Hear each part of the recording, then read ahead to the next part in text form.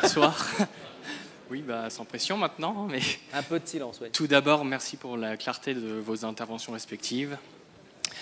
Et après avoir été donc une Europe de paix, nous avons sans doute besoin d'une Europe qui se réaffirme face notamment aux États-Unis, à la Chine, à l'Inde ou encore à la Russie. Et après le Brexit, la crise migratoire, l'attitude de Donald Trump ou encore la menace russe, les politiques ont conscience qu'il faut opérer un virage et agir. Mais ne pensez-vous pas qu'à l'aube des élections européennes, il conviendrait de mettre en place plus de communication et d'explication pour les citoyens qui pourraient sans doute douter de son utilité ou avoir besoin de plus d'approfondissement? Merci. Comme je suis exprimé, ce sera Jean-Dominique qui vous répondra. Et on prend d'autres questions. Alors, d'autres questions, dépêchez-vous. Ça, c'est parce que vous avez été frustré la fois dernière. Bonjour, je suis Victor Arnaud, je suis étudiant dans un séminaire de M. Gauthier. Félicitations, bravo. Je voulais poser la question, dans le but de renforcer la défense européenne, est-ce que la proposition d'Olaf Scholz, le ministre des Finances allemand, de céder le siège de la France de vente permanent aux Nations Unies au profit de l'Union européenne vous paraît pertinente? Voilà. Bon, merci. Une troisième question, et puis on répond d'abord, puis on prendra après un autre. Trois questions. Un autre jeu. Alors, une question. Scholz. Allez, je vous en prie, monsieur. Les étudiants, préparez un peu vos questions. Parce que... Bonsoir. Pensez-vous que le lancement du missile hypersonique russe à Mach 10 récent soit susceptible de modifier la doctrine européenne et ou celle des États-Unis? Très bien. Alors, oui, rapidement. Écoutez, vous savez, à chaque fois qu'il y a des élections, on dit que ce serait bien qu'on parle des questions de défense, et qu'elles soient européennes ou autres. On n'en parle pas souvent. En général, il y a un thème qui surgit. La présidentielle de 2007, c'était faut-il un second porte-avions? Et la présidentielle de 2012, c'était faut-il un second porte-avions? Et la présidentielle de 2017, c'était faut-il aller à 2% du PIB? Voilà. Bon, en même temps, pour être clair, c'est plutôt bon signe qu'on ne parle pas que beaucoup de défense, parce que ça veut dire qu'on est quand même dans un pays en paix. Si l'essentiel de notre sujet politique était de débattre de questions de défense, ça voudrait dire qu'on serait dans une situation de crise internationale beaucoup plus grave que celle qu'on commente ce soir. Scholz. Alors Scholz, c'est un coup de pied, il fait de la politique, Scholz. Il en a marre que les Français lui disent « Les Allemands, vous faites absolument pas ce qu'on vous demande de faire sur l'euro, sur machin, sur les taxations. » Donc il met un coup de pied aux Français en disant « Écoutez, les Français, on va parler d'autre chose si vous voulez. Et si on partageait votre siège aux Nations Unies ?» Non, c'est pas une proposition sérieuse. Alors après, il y a une vraie question. Est-ce qu'il faut réformer le Conseil de sécurité des Nations Unies? On est très hypocrite, on dit oui, ce serait très bien que les Allemands y rentrent. Comme on sait que de toute façon, il n'y a aucune chance que ça se fasse à horizon rationnel, puisque les Russes, les Chinois, les Américains voudront pas. Bref, donc on est assez hypocrite. Après, on a ce siège aux Nations Unies, on nous explique qu'on est les vainqueurs de la Seconde Guerre mondiale. Bon, ouais, ok, d'accord, ok. On est 70 ans plus tard, ce système est absurde, en réalité. Il n'y a aucune logique que ces 4-5 pays, dont la France, aient ce droit époustouflant de veto sur les décisions. Voilà, bon, mais ça, c'est un point de vue personnel. Et enfin, l'hypersonique. Alors, je vous renvoie à un article que j'ai publié ce matin dans l'Opinion. Je crois, non pas sur le missile, sur la ministre des Armées a annoncé lundi dernier le lancement d'un démonstrateur de planeur hypersonique, mais c'est un peu la réponse à tout ça. Oui, c'est très important. C'est une nouvelle course aux armements qui est en train de se remettre en place avec des nouveaux systèmes. Il n'y a pas que les Russes dedans, les Américains y sont, les Chinois y sont, et nous y allons aussi, puisqu'il y a la décision de faire un démonstrateur qui volera en 2021. Donc je vous renvoie vraiment, tous les détails sont dans l'article. J'ai trouvé ça assez intéressant à faire. Je crois que ça n'avait jamais été raconté comme ça avant. En gros, oui, ça déstabilise. C'est quelque chose qui... D'abord parce que, comme l'a rappelé Louis, tous les traités, dont le traité sur les forces nucléaires intermédiaires qui avait mis fin à la crise des euromissiles quand on était petit, tout ça c'est en train de voler en éclats. Et donc oui, effectivement, il y a des risques. En gros, le truc c'est qu'on ne sait pas arrêter une tête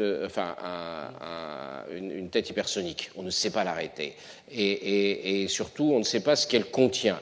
On ne sait pas si elle contient une arme nucléaire ou si elle ne contient pas d'arme nucléaire. Et ça, c'est très, très, très, très embêtant quand on est dans des logiques de dissuasion parce que on ne sait pas ce qui arrive. Donc, bref, comme on dit maintenant pour faire moderne, toute la grammaire de la dissuasion risque effectivement d'être chamboulée. Donc ce sont des affaires très sérieuses et vous avez raison d'en parler. Alors, je vais juste rajouter sur, je crois que c'est Cocteau qui disait, il n'y a pas d'amour, il n'y a que des preuves d'amour, il y a des preuves d'amour vache. Ça, c'est pour le Conseil de sécurité. Donc, voilà. Donc c'est clair que c'est un faux débat, c'est clair qu'il est anticipé par rapport à tout ce qu'il faudra avoir comme convergence de points de vue avant de trouver une représentation commune. Mais en revanche, la question qui est plus tangible, et moi j'y suis assez favorable, pour ne pas se retrouver par exemple dans la situation qu'on a connue au moment de la Libye, c'est que la concertation européenne préexiste avant la prise de décision aux Nations Unies. Donc voilà, et ça me paraît plus concret. Oui. Vous avez raison, non, ça change la donne. Vous disiez, est-ce que ça va changer de la doctrine? À mon avis, ça va avoir une influence déterminante. Comme toujours, le bouclier et la cuirasse, les problématiques antimissiles en Europe et le développement, dans une logique qui est plus de dissuasion, d'avoir développé des missiles de même qualité, de même standard en hypervélocité, qui traverseraient tous les systèmes antimissiles, et donc on se retrouve dans un équilibre de type dissuasif. Ça a été plutôt la position française. Donc d'avoir exactement la même arme, donc de menacer notre adversaire d'exactement le même risque, et donc de neutraliser sa capacité agressive, mais ça ne peut avoir que des conséquences sur le débat en matière de défense antimissile. Alors, 3 autres questions. Ah, là-haut, merci. Et vous n'aviez pas une question? Ah, il me semblait bien. Voilà. Puis après, on repasse à plus généralement la salle. Je l'avais jamais vu dans le rôle du prof, mais il est assez bon. Parce que je les connais. Bonsoir, merci beaucoup pour vos interventions. J'aimerais savoir si vous pensez que le Brexit peut être une opportunité pour l'Union européenne pour mettre en place une politique de défense plus active, en sachant cependant que je crois que le Royaume-Uni fournissait une grande part du budget en matière de défense européenne. Voilà. Merci. Merci. Alors, monsieur, et ensuite, si on pouvait apporter tout de suite un micro, madame. Oui, bonsoir. Merci beaucoup pour ces échanges de qualité. J'ai beaucoup aimé la discussion sur est-ce que la protection est un motif suffisant d'action pour l'Union européenne. Et je trouve que ça pose la question de la nature de l'Union européenne en tant que communauté politique, à savoir, effectivement, pour une communauté politique de valeurs, quelque chose qui veut être pas une fédération, mais quand même une union forte entre démocraties, la protection, ce n'est pas un motif d'action extrêmement élevé. Et donc, c'est pour ça qu'on parle de l'Europe des valeurs ou de l'Europe qui projette ses valeurs. Mais il faut bien voir que, c'est l'un des mouvements de décomposition, c'est qu'il y a de moins en moins de consensus sur les valeurs, comme on le voit en interne sur l'état de droit, et en externe vis-à-vis des migrants et sur le degré d'accueil qu'on doit avoir vis-à-vis des migrants.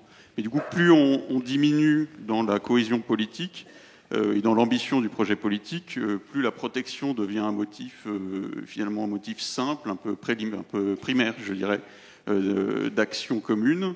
Mais du coup, on voit bien que la protection, en fait, c'est le motif d'action propre à une alliance.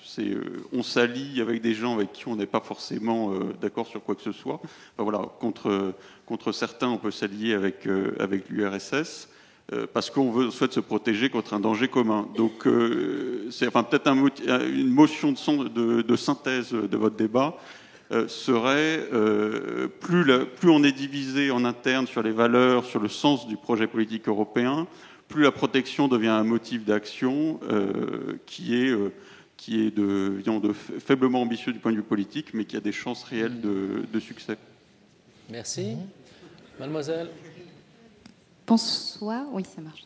Je voulais vous poser une question concernant les causes peut-être plus structurelles de la relance de la défense européenne au sein de la gouvernance européenne. Je m'explique, c'est parce que je suis étudiante en master de gouvernance européenne, et donc ces dynamiques d'acteurs à l'intérieur même de la gouvernance dans ce qui est cette relance de la défense m'intéressent. Pourquoi ça m'intéresse? Parce que j'ai l'impression qu'aujourd'hui, il y a une forme de consensus autour du Fonds européen de défense, des acteurs institutionnels, je parle, notamment parce que ça a été précédé par de nombreuses expérimentations. Donc, les problématiques épineuses avaient été d'ores et déjà un peu évacuées, mais aussi parce que j'ai l'impression qu'il y a une tendance dans les institutions européennes à l'Europe par le marché. C'est peut-être enfoncer une porte ouverte de dire ça du point de vue de la défense, parce que forcément l'industrie rentre en compte. Mais depuis le paquet défense en 2009 et puis le Fonds européen de défense aujourd'hui, j'ai l'impression qu'on parle très peu en fait de cette tendance à dépolitiser la défense, à l'approcher par les thématiques d'innovation, de recherche, de marché, et de parler notamment de l'influence des acteurs, des lobbies industriels. Parce qu'il y a une montée en puissance des lobbies industriels au sein de la gouvernance européenne. Leur concertation est de plus en plus procéduralisée. Et donc, je trouve qu'on ne parle pas beaucoup de ce rôle-là. Et puis du fait que, vous parliez de remettre, Monsieur Gauthier, le sujet de la défense sur le débat politique. Je trouve qu'au contraire, les ONG qui essaient de toucher à ces questions d'une Europe de la paix et de ce que ça veut dire que de la remilitariser aujourd'hui, on peut voir au chapitre. D'accord. Voilà. Merci. C'est déjà bien dense. Allez, à toi. On va essayer de répondre. À toi. On répond tout de suite? Toi, oui, 3. Allez, on prend 3. 3. Brexit, je pense que ce n'est pas le bon moment d'en parler, parce que tant que ce n'est pas fini, on n'aura pas envie, je dirais, de donner des ouvertures qui impliquent quand même qu'on sache sur quelle position notre partenaire est calé. Mais je pense que moi, je suis très favorable au fait que quand même assez rapidement on puisse développer autour d'un accord entre l'Union européenne et le Royaume-Uni, autour d'un accord de sécurité, un partenariat qui permette de continuer les actions communes. C'est un pays qui est quand même au cœur et de toute une série de problématiques de sécurité et dont la contribution en termes militaires est importante, et il ne faudrait pas que le seul dialogue qu'on ait avec eux se fasse uniquement dans l'enceinte de l'OTAN, ce serait grotesque. Donc moi je plaide vraiment pour que l'intimité de la relation soit maintenue, qu'elle soit maintenue au niveau de l'Union européenne et évidemment au niveau français, parce qu'au niveau français on a une relation, j'évoquais les accords de Lancaster House qui sont très importants. On n'a pas cité, je ne voudrais surtout pas l'oublier, on n'a pas du tout cité l'initiative européenne d'intervention, qui est aussi un cadre, qui est l'initiative des Français, qui permet de les maintenir également au contact et d'envisager, notamment sur le terrain des préparations opérationnelles, un certain nombre de choses avec eux. Et enfin, j'évoquais MBDA, on a la discussion de la participation des États tiers pour émarger au Fonds européen de défense. Évidemment qu'il faudra considérer la position britannique, mais je dirais, il ne faut pas être en avance de phase par rapport à une discussion qui est aujourd'hui en cours sur le Brexit. Protection, non, je trouve que c'est assez. Je ne veux pas beaucoup commenter ce que vous avez dit. Oui, c'est vrai que l'idée de s'adresser soit à des menaces communes, soit de relever des défis communs permet, dans un domaine où en réalité, je disais tout à l'heure que la question européenne était embarrassée de préjugés idéologiques, de positions, etc. Mais sur un certain nombre de questions, le terrain est encore neuf pour faire des choses en commune. D'ailleurs, on en a tellement peu fait. C'est-à-dire qu'on a multiplié les projets, mais concrètement, donc je pense que ça peut être sur cette problématique de la protection. C'est difficile, parce que je pense que, on disait aussi tout à l'heure, la première expression de cette capacité à protéger, c'est plutôt Frontex, les forces de garde-côte. Là, on est complètement dans une logique a priori de la définition, et c'est pas si évident. Et vous voyez, on n'est pas dans le champ militaire. Hein. Pour ça, continuum défense-sécurité. Pour cette question de la protection. Alors, je pense que vous avez raison, mais sur la question de la gouvernance, il y a une réarticulation qui va être absolument nécessaire entre toute une série d'organes qui appartiennent à des générations successives dans leur mise en place, l'OCAR, l'Agence européenne de défense, je l'ai déjà évoqué, et le Fonds européen de défense, avec des processus décisionnels qu'il va falloir aplanir pour les faire converger, parce que dans le FEDEF, on va décider à la majorité qualifiée, dans tous les autres, on décide à l'unanimité.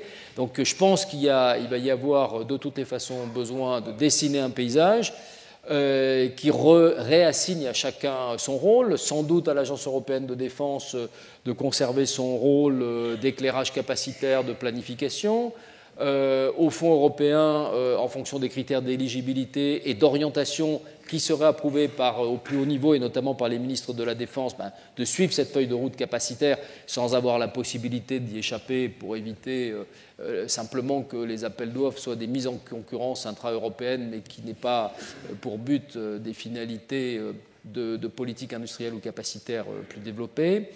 Et puis, le troisième point, c'est l'OCAR, qui reste en matière de délégation de maîtrise un outil qui est commode, alors qui est imparfait. Là encore, on va dans ces trois domaines, notamment à travers l'OCAR. Je n'ai pas parlé de la LOI qui est aujourd'hui un peu dépassée, mais on retrouve aussi les Britanniques. La logique serait de faire converger OCAR et AED, peut-être un jour. Ce n'est pas évident, c'est peut-être pas la bonne solution. Une solution aussi intéressante serait que l'AED devienne une agence de propriété, comme les agences de l'OTAN, ce qui permettrait vraiment d'acheter en commun, de mutualiser. Bon, on n'en est pas là, mais la question de la gouvernance va se poser très très vite. Sur la problématique de l'influence des processus, que ce soit l'influence des lobbyistes ou des entreprises, que ce soit de l'autre côté ou des ONG, oui, là aussi, évidemment, c'est un terrain nouveau qui peut donner lieu d'ailleurs à des sujets de mémoire, de thèse. Donc vous avez bien fait de l'évoquer. Juste sur le Brexit, moi je pense que le Brexit est une très très mauvaise nouvelle pour tout le monde et je me méfie beaucoup d'une certaine joie mauvaise que les Français ont pu avoir à un moment. Dire « Ah, c'est bien, les Britanniques s'en vont, donc on va enfin pouvoir construire l'Europe dont on rêve ». On a beaucoup entendu ça, même au moment du référendum. Il faut qu'ils partent tout de suite, plus vite, ils partiront. Bon, je pense que c'est pour moi en tout cas, c'est une profonde erreur d'analyse, parce que justement, l'Europe doit être le lieu où les différents pays, comme j'ai essayé de l'expliquer, les différents pays d'Europe, avec leurs identités différentes, leur culture politique extrêmement différente, doivent justement vivre ensemble et cohabiter. Et c'est donc un échec vraiment très important de la construction européenne que ce Brexit. Je rebondis du coup sur la deuxième question. Moi, je n'aime pas cette idée, pour la raison que je viens d'exposer, cette idée des valeurs, de l'Europe des valeurs. L'Europe, ce n'est pas une question de valeurs. L'Europe, c'est une question de méthode. C'est une question de mécanisme. C'est la capacité qu'on a à vivre en commun. L'Europe, elle n'est pas faite pour les progressistes européens. L'Europe, le système européen, l'Union européenne, c'est fait pour que justement les nationalistes arrivent à vivre ensemble. Vous voyez, je veux dire, qu'on arrive à cohabiter entre démocrates, que les démocrates puissent cohabiter avec, les démocrates de gauche puissent cohabiter avec les démocrates de droite, que les souverainistes puissent cohabiter avec les fédéralistes et que les nationalistes puissent cohabiter avec les progressistes. Si on n'arrive pas, c'est ça l'idée. C'est ça l'idée. Donc si vous commencez à dire l'Europe c'est des valeurs, toutes les valeurs. Bon, oui, okay, d'accord, mais si vous ne les partagez pas, qu'est-ce qu'on fait? On s'en va. Donc ça, c'est le Brexit. Vous voyez, je veux dire. Donc, faut faire attention à ce discours très flamboyant d'une Europe des valeurs. Et puis enfin, sur les lobbies à Bruxelles autour de la gouvernance et de l'armement, vous savez, à partir du moment où il y a des milliards qui sont sur la table, tout le monde arrive pour les récupérer. Mais à Bruxelles, ça fait des petites sommes par rapport à ce qu'il y a dans les différentes capitales européennes. Et je peux vous dire que le niveau de lobbying, à mon avis, il est autrement supérieur à Paris, Berlin et Londres qu'il ne l'est à Bruxelles. Mais bon, ça, c'est un autre sujet. Juste sur ce point, il y a quand même un effet de levier. Il y a quand même... Non, bien sûr. Dans le domaine de la recherche... Tu as cité le chiffre de 30 milliards qui est le bon. Parce que tout le monde dit 13 milliards, mais il faut rajouter des choses. Non, mais bien sûr. Bien sûr. C'est quand même pas mal. Évidemment, c'est pas pour te contredire. Alors, on prend la dernière série de questions, 4 questions. Nicole. Alors, Nicole fait en avance de... Je vous ai vu là-bas. Nicole en avance de phase, puisque vous savez qu'elle interviendra dans ce cycle. Nicole, de la parole. On t'a coupé le micro? Oui, on m'a coupé. Ah non, voilà. J'ai 2 questions, si je peux. La première, c'est sur la Russie, à l'égard de l'Europe et de la défense européenne. Moi, j'avoue, je ne comprends pas. Pendant toute la guerre froide, l'objectif des Russes était le découplage entre l'Europe et les États-Unis, l'objectif des Soviétiques. Aujourd'hui, à cause de Trump et de toutes les incertitudes que l'on sait, les Européens ont un petit frisson d'autonomie stratégique éventuelle. Or, je ne comprends pas pourquoi c'est précisément ce moment où peut-être une distanciation de l'Europe par rapport aux États-Unis est en train de se passer, que les Russes décident d'être non coopératifs, d'être même agressifs. Autrement dit, de rejeter les Européens dans les bras de l'OTAN. Je n'arrive pas à comprendre la logique de cette politique russe qui, au lieu d'encourager un découplage stratégique, remet les Européens dans le cadre de l'OTAN. Ma deuxième question, c'est, j'ai une petite différence avec ce que vient de dire Jean-Dominique, même si j'ai trouvé formidable la première partie de ton commentaire sur l'ADN. Mais ma question est, qu'est-ce qu'on défend si on fait une défense européenne? Et parce qu'après tout, certains pays n'ont pas pu adhérer à l'OTAN tant qu'ils n'étaient pas des démocraties, comme l'Espagne, par exemple. Qu'est-ce qu'on défend si, après les élections dans 4 mois, et si d'ici 2 ou 3 ans, presque la moitié, mettons 10 pays européens sur 27, sont dirigés par des gouvernements populistes ou d'extrême droite, est-ce qu'on fait une défense européenne pour défendre les gouvernements de ces pays? La même question se pose aujourd'hui pour la Turquie dans le cadre de l'OTAN.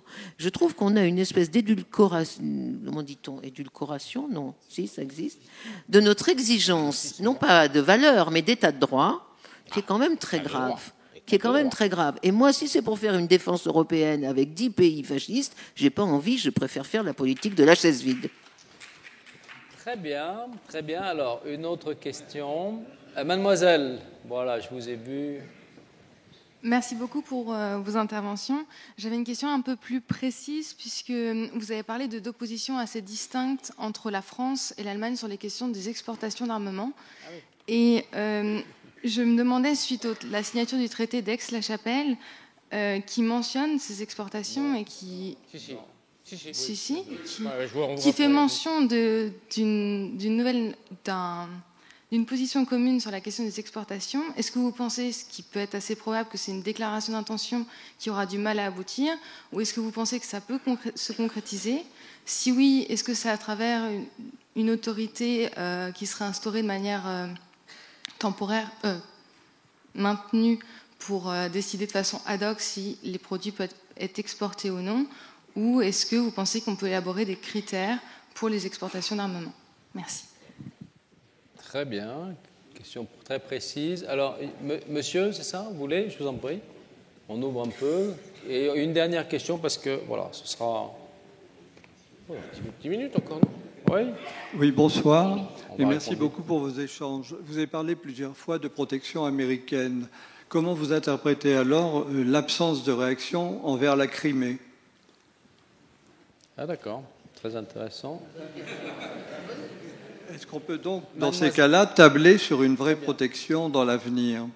Deuxièmement, je voudrais alors pour mon information, savoir ce que vous pensez de la Turquie aujourd'hui. Faut-il la conserver dans l'OTAN ou faut-il l'éliminer par son comportement très ambigu entre la Russie, l'Iran, etc. Comme vous y allez. Merci par avance. Comme vous y allez. Mademoiselle, dernière question. Bonsoir. D'abord, je m'excuse de mon français, je ne suis pas française. Il est parfait.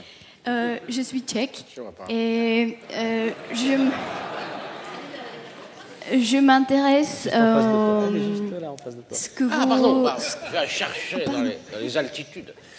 Donc, en tant que tchèque, je m'intéresse à ce que vous proposeriez à l'État comme la République tchèque, qui n'est pas un État grand, n'est pas un État puissant et riche, et on a, je ne sais pas, 24 000 de soldats. Ce qu'on peut faire, comment on peut contribuer à la défense de l'Union européenne. Ce que vous proposeriez au peuple tchèque, ou plutôt aux politiciens tchèques. Merci. Très bien. Tu commences ? Alors, Nicole, la question sur la Russie, comme ça, de but en blanc, je ne sais pas y répondre. Donc, je ne vais pas faire semblant. Alors, je réponds. Ouais.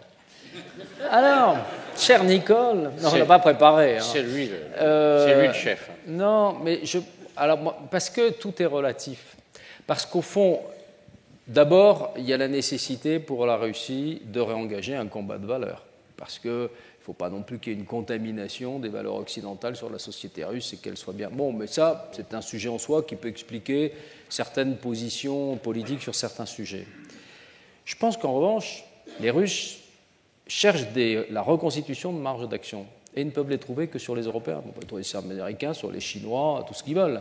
Donc en réalité, ces politiques d'intimidation, ces politiques démonstratives à l'égard de l'Europe renforcent relativement sur la scène internationale la position de la Russie, qui autrement est une puissance faible.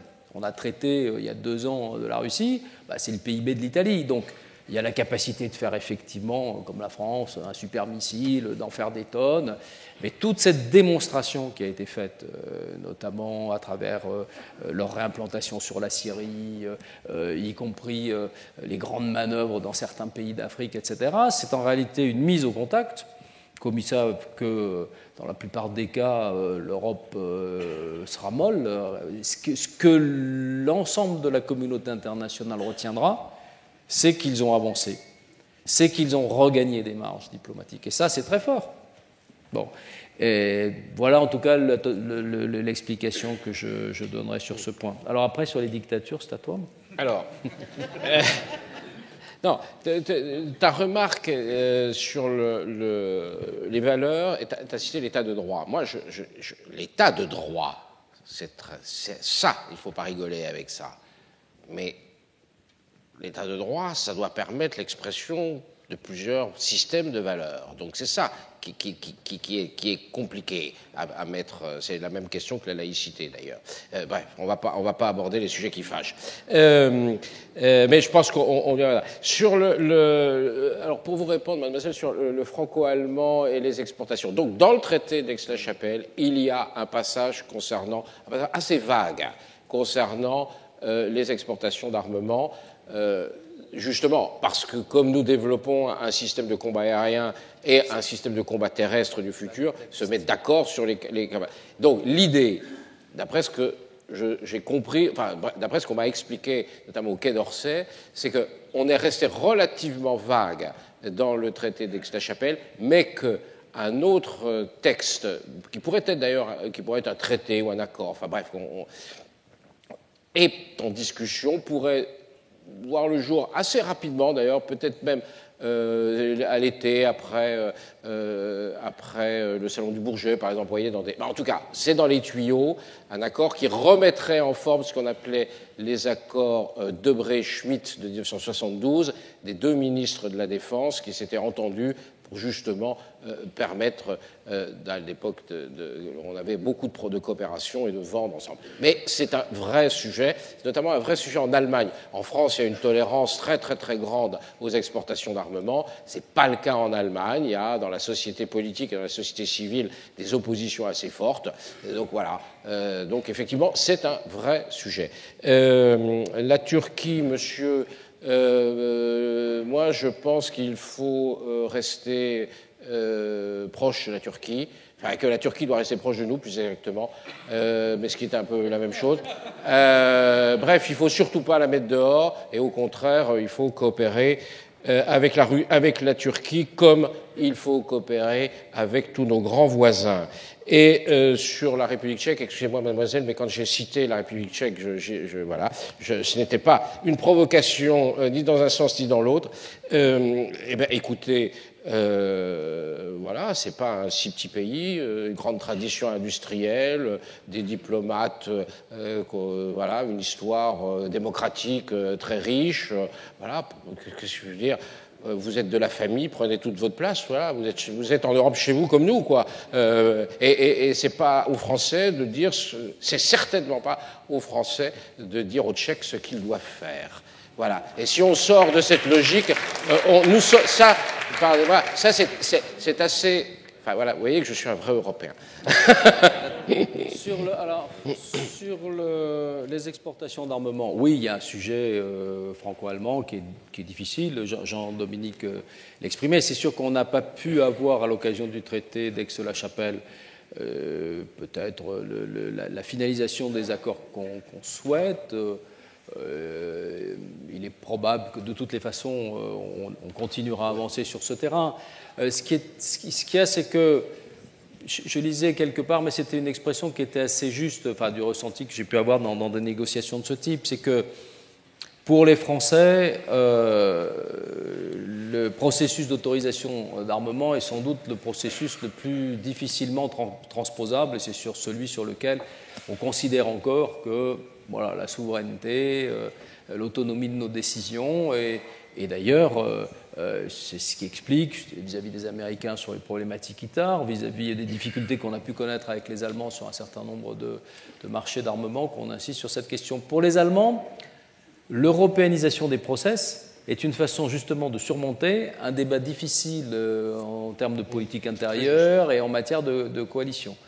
Donc il y a quelque chose à régler, d'abord entre nous, en franco-allemand, parce qu'on ne peut pas s'avancer dans des programmes, on a parlé beaucoup de l'avion du futur, mais il y a aussi le char du futur, sans qu'on ait les mêmes règles, soit les règles générales du Debré-Schmidt, soit le type de règles que, par exemple, les États de l'Eurofighter avaient négocié entre eux, dès le début du contrat, pour autoriser que chaque partie puisse exporter selon ses règles. Alors, si vous voulez, on discutera ensemble techniquement des choses qui peuvent être faites. Par exemple, il peut y avoir des convergences des directives de haut niveau sur des listes pays au niveau européen. Après tout, on s'y était déjà engagé un peu dans la LOI. Il y a déjà des directives européennes qui existent, soit pour des raisons de respect d'embargo, soit pour des raisons de respect des conventions internationales. Voilà, il y a aussi toute une série de solutions pratiques qui peuvent être envisagées sur les pourcentages de produits ou de composants entrant dans un équipement pour lequel la liberté pourrait être accordée, etc., etc. Ce qu'il y a, c'est qu'à ce stade, et c'est très important pour nous, très important pour nos industries, de rappeler que nous ne souhaitons pas rentrer dans des procédures délibérantes sur ces sujets, que c'est aux États qu'il appartient de régler leur politique d'exportation. Sur la Turquie, je suis d'accord. Je suis d'autant plus d'accord que d'une certaine manière, avec ta réponse, que tu as dit, c'est une politique de voisinage. C'est-à-dire, autant tout à l'heure, je disais, dans l'espèce un peu d'aveuglement sur la manière dont on a posé le problème turc, et d'ailleurs, à mon avis, de manière assez désinvolte vis-à-vis des Turcs eux-mêmes, dans tout ce processus, quand même. C'est de dire que, bon, autant l'intégration dans l'Union européenne est quelque chose de difficile, je ne sais pas, etc., s'ils le souhaitent, leur redéveloppement de leur politique internationale, de leur diplomatie, de leur engagement militaire rendent les choses quand même un peu compliquées, mais il est absolument nécessaire d'avoir des relations de voisinage, des relations de partenariat.